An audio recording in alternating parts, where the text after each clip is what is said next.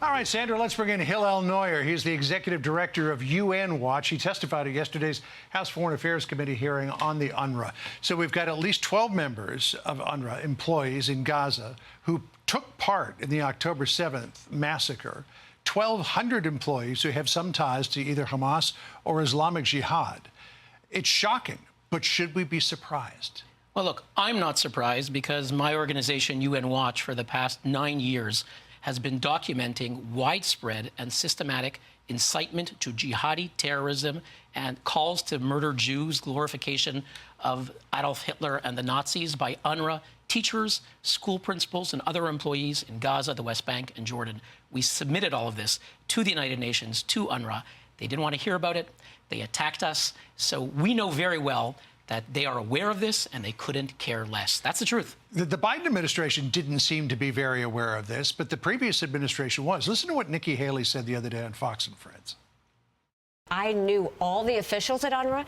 I saw the schools where they were preaching all this terrorist hate against Israelis. I saw the graffiti on the walls. I was there on the ground.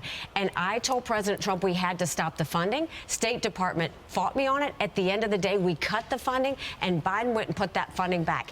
You know, that was one of the many things that Biden reversed from the Trump administration, and it's one of the many reversals that has come back to bite him and bite him hard. The last administration seemed to know what UNRWA was all about. Why doesn't this administration? I think it's a good question. You know, we had meetings with senior officials in the administration, the State Department, when they reinstated funding, when we told them about the entanglement of UNRWA employees with terrorism, the encouragement and promotion of terrorism. The senior official of the State Department said, you know, he didn't know what we were talking about. He thought everything was great at UNRWA. So, you know, they never contacted us. The State Department, giving hundreds of millions of dollars, never asked us for more information about how to ensure that American taxpayers are not funding terrorism. And to this day, the White House still believes in the broader mission of UNRWA. Listen to what John Kirby said. But you got 13,000 UNRWA employees, the UN Relief and Works Agency. You have 13,000 of them in Gaza alone. And as I said last week, let's not impugn the good work of a whole agency because of the potential bad actions here by a small number. Bad actions by a small number. I mean, that would seem to be minimizing at the very least the situation there. You said in your testimony, it's rotten to the core. It would seem as though 10% of the employees at UNRWA had at least some ties to terrorism. Does it go beyond that?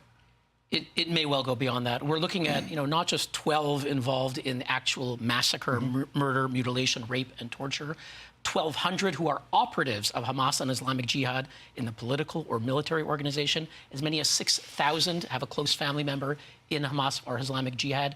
This agency is tainted with terrorism. Hamas controls it. When the UNRWA Gaza director 3 years ago said something on TV that was off script of Hamas, he said the IDF strikes on Hamas were precise. They ousted him from Gaza and got a new guy who would stick onto the script. So Hamas is controlling UNRWA. We know it. There are alternatives.